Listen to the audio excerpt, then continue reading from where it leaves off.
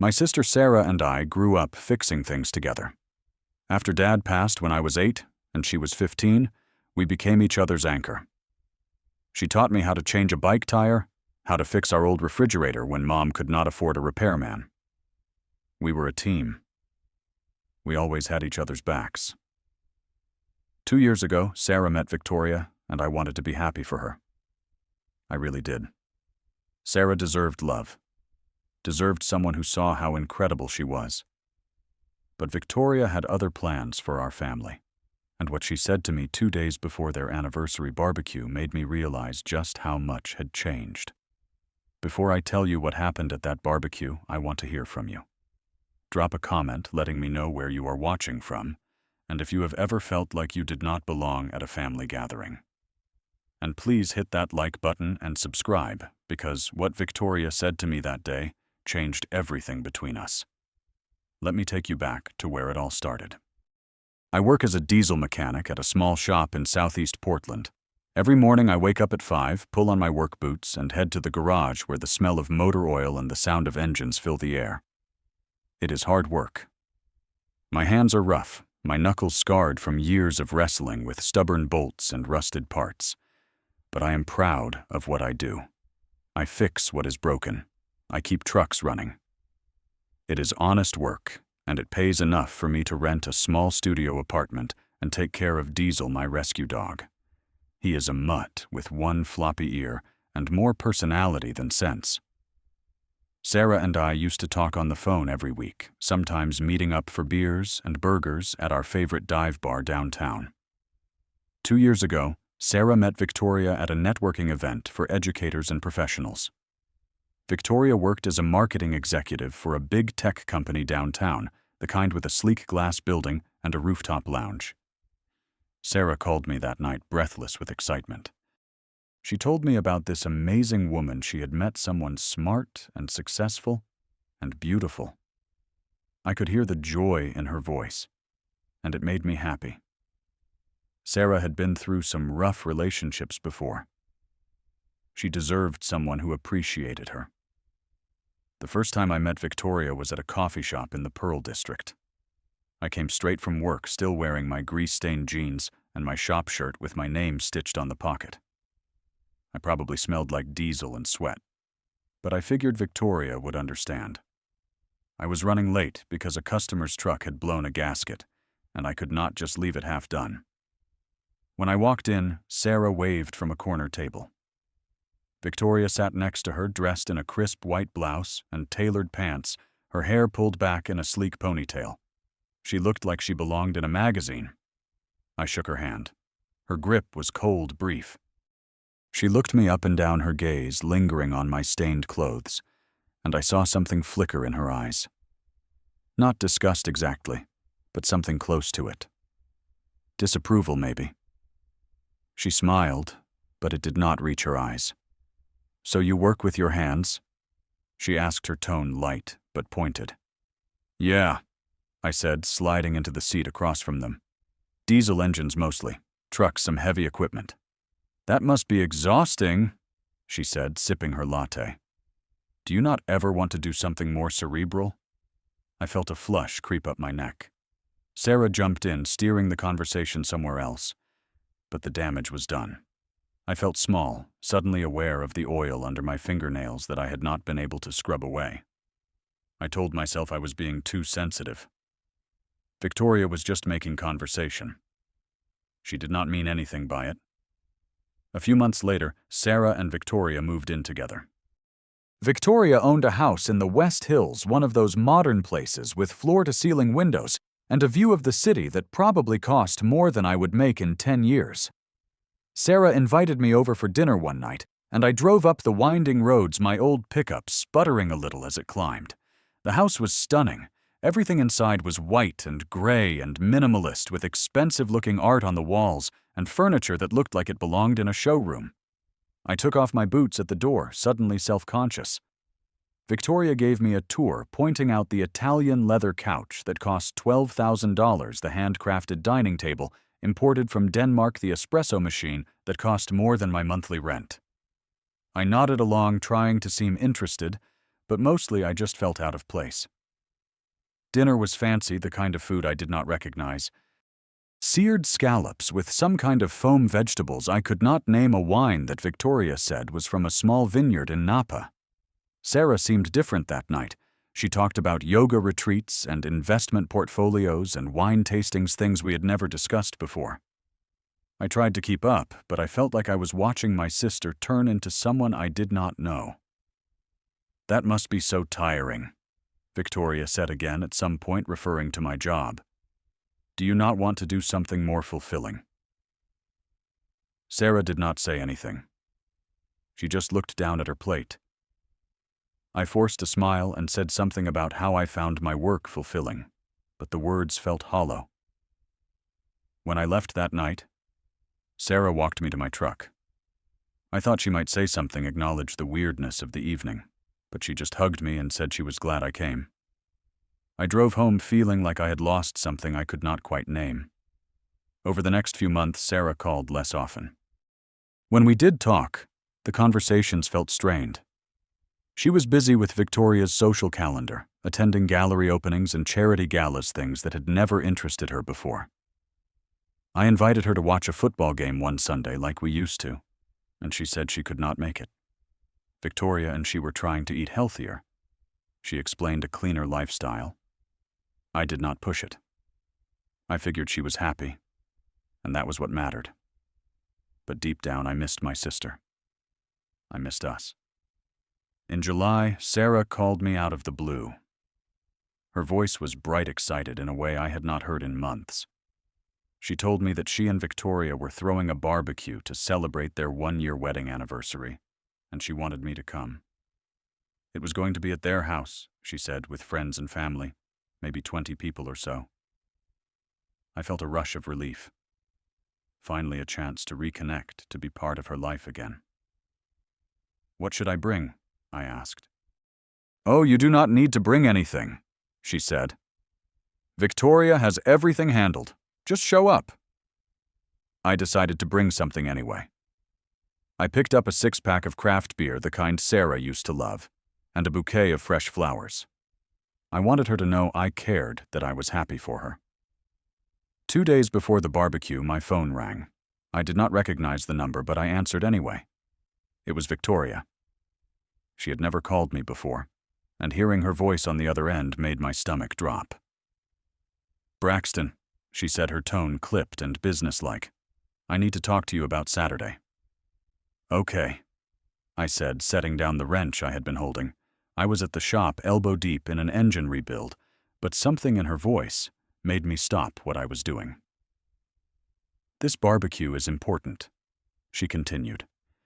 "We are inviting some colleagues of mine, some clients, people in our social circle.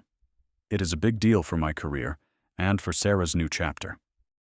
I waited, unsure where this was going. "I am going to be direct with you, Braxton," she said, and I heard her take a breath. "I do not think you should come." The words hit me like a punch to the gut. "What, why?" "Look, you are a nice guy," she said, her voice maddeningly calm. "But you do not really fit with the crowd we are cultivating. You work with diesel engines. You are going to show up smelling like motor oil. Frankly, you will make the whole barbecue stink." I could not believe what I was hearing. My hand tightened around the phone.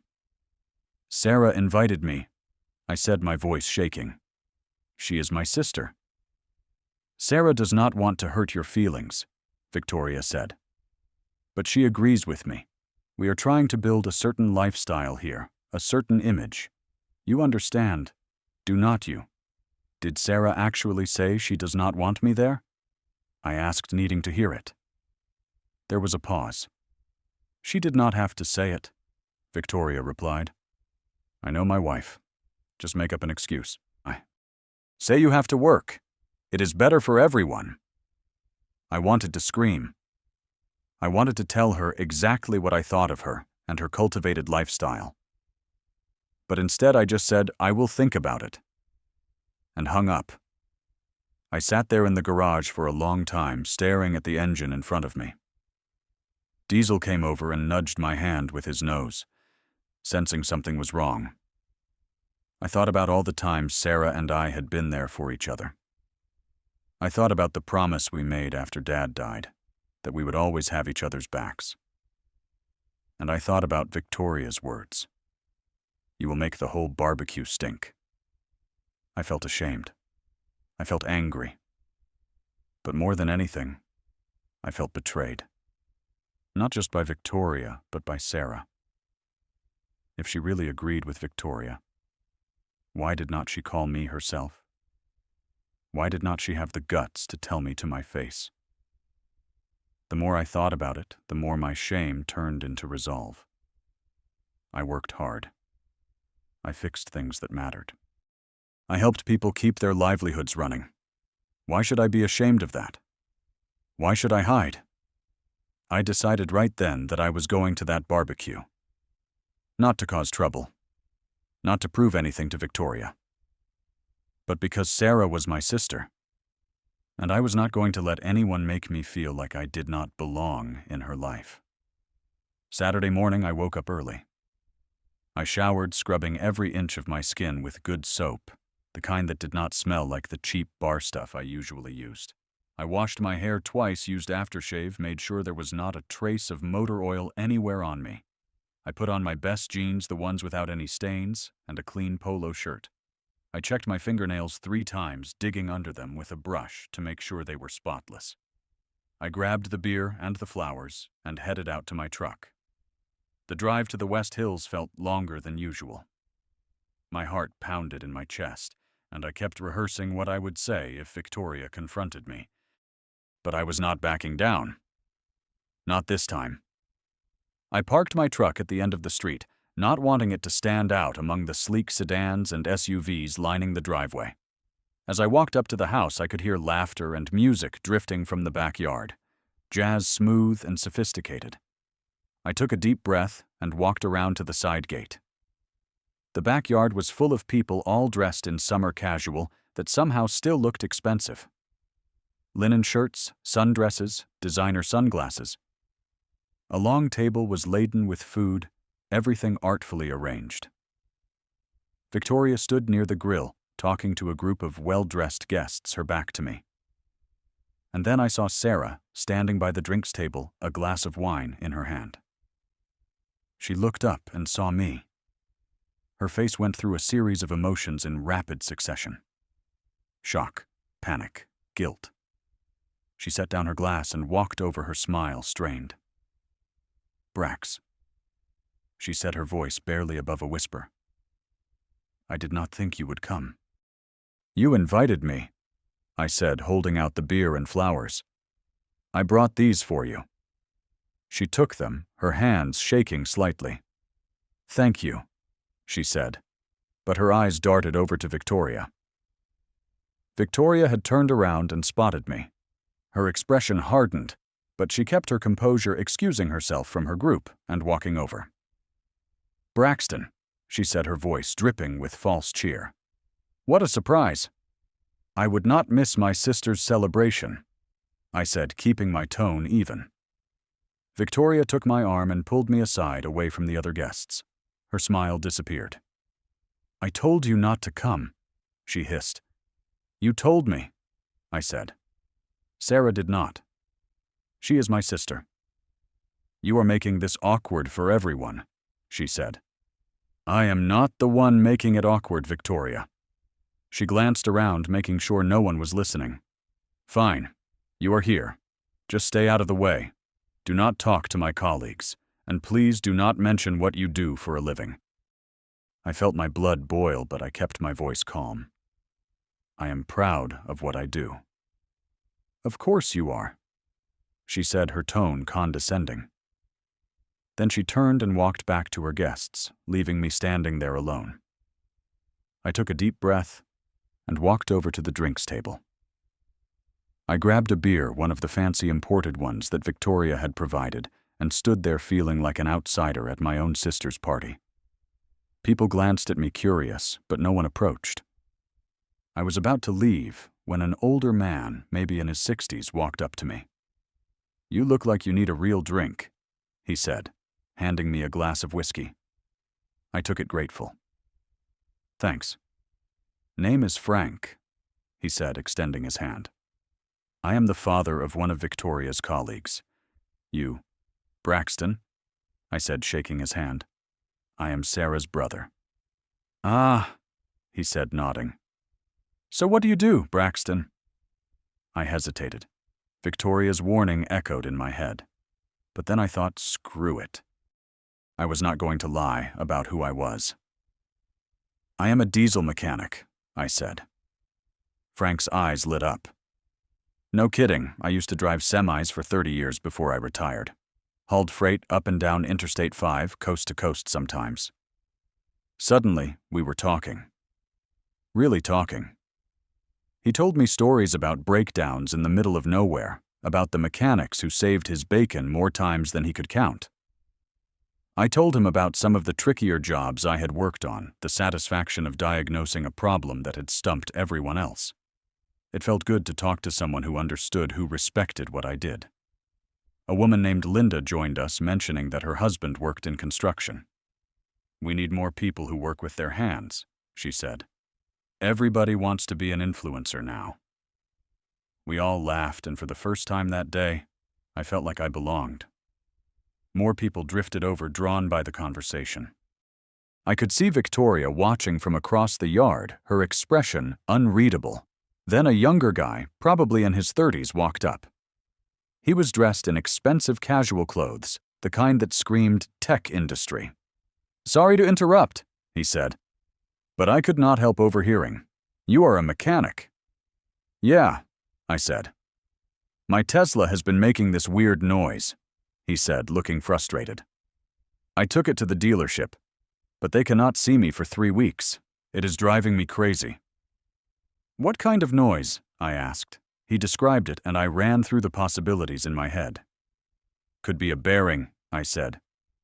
Or maybe something simpler, like a loose bolt or a bracket. Frank clapped me on the shoulder. See, this guy knows his stuff. Could you take a look? The guy whose name was Jonathan asked. I will pay you, of course. I can check it now if you want, I said. But I am not promising anything. Teslas are not exactly my specialty. We walked around to the front of the house, and Jonathan showed me his car. I popped the frunk, which was weird because electric cars do not have engines in the traditional sense, but I knew enough to check the suspension and the wheel wells. I got down on the ground, not caring about my clean jeans, and looked underneath. Sure enough, there was a loose bolt on one of the brackets. I went back to my truck, grabbed my toolbox, and tightened it up. Took me maybe 10 minutes. That is it? Jonathan asked, looking amazed. Try starting it up, I said. He did, and the noise was gone. He looked at me like I had just performed a miracle. That is incredible. How much do I owe you?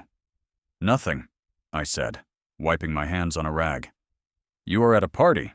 No way, man, I insist. Really, I said. It is fine. By then, a small crowd had gathered, including Victoria.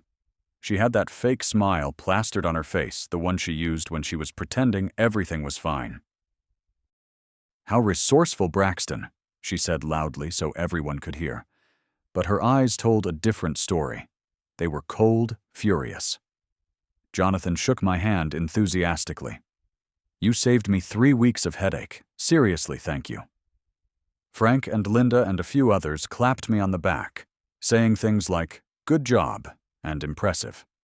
I felt a warmth spread through my chest, a sense of pride I had not felt in a long time. These people, Victoria's people, respected me, not despite what I did, but because of it. Victoria could not say anything. Not without looking petty in front of her guests.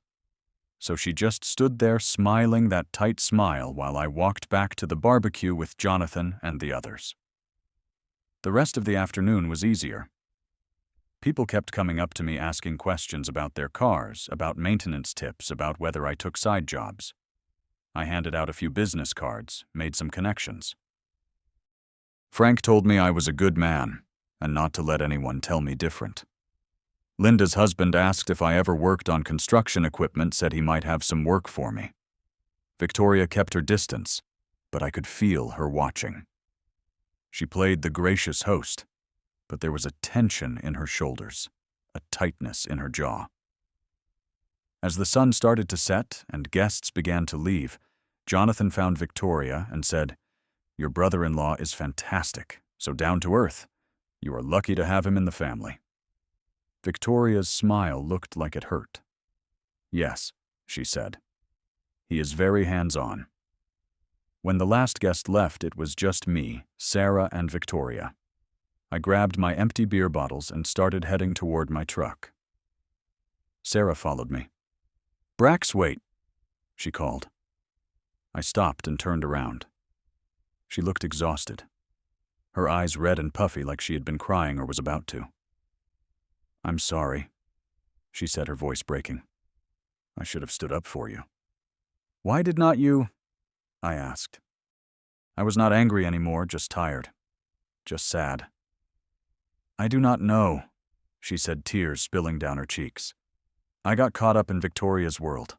I forgot who I was. I forgot who we are. We are not fancy Sarah," I said. "But we are real." She nodded, wiping at her eyes. "I miss you. I miss us." I stepped forward and pulled her into a hug. She clung to me, and I could feel her shaking. "I am still here," I said. "I have always been here. Victoria said you would embarrass us," she whispered. "But you did not. Everyone loved you." "I did not come to impress anyone," I said. "I came for you." Victoria appeared in the doorway watching us. Her expression was unreadable. I let go of Sarah and looked at Victoria for a long moment. Then I turned back to my sister. "Call me when you are ready to talk," I said. "Really talk." She nodded. I got in my truck and drove away, watching her in the rearview mirror until she disappeared. The weeks that followed were quiet. I went back to work, back to my routine. Then one Saturday morning, Sarah called and asked if I wanted to grab coffee. We met at a diner in Southeast, the kind with vinyl booths and bottomless cups. She told me she and Victoria had started going to marriage counseling. Victoria was working on some issues. Sarah said things about class and judgment and where those feelings came from. A few weeks after that, Victoria called me. I almost did not answer, but something told me I should. "Braxton," she said, and her voice was different, smaller. "I owe you an apology. I judged you without knowing you. That was wrong. I did not say anything right away. I let the words sit between us. I'm working on it," she continued. "I know that does not fix what I said, but I wanted you to know." "Thank you," I said finally. "I appreciate that." It was not a magic fix. Trust does not rebuild overnight.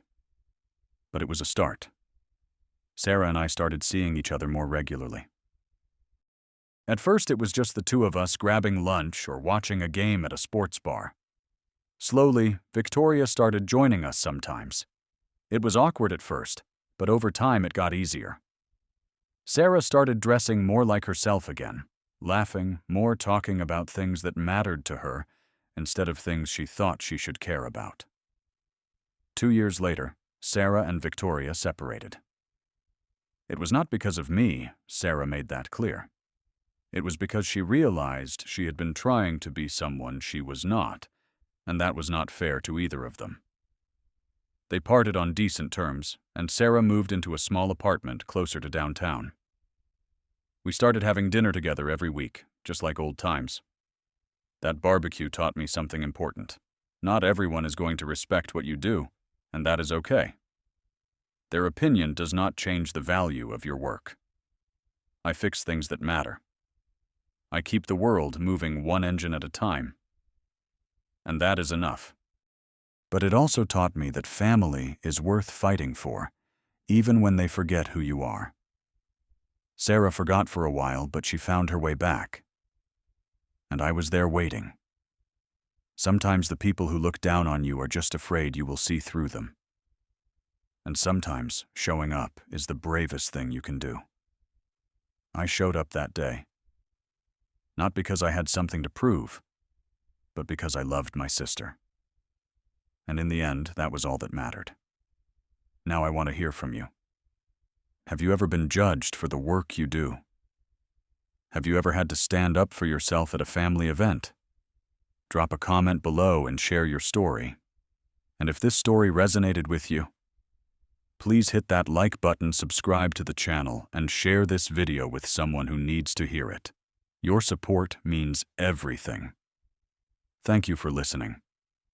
I hope you walk away from this knowing that you are enough exactly as you are. Take care of yourself, and remember that honest work is nothing to be ashamed of. See you in the next one.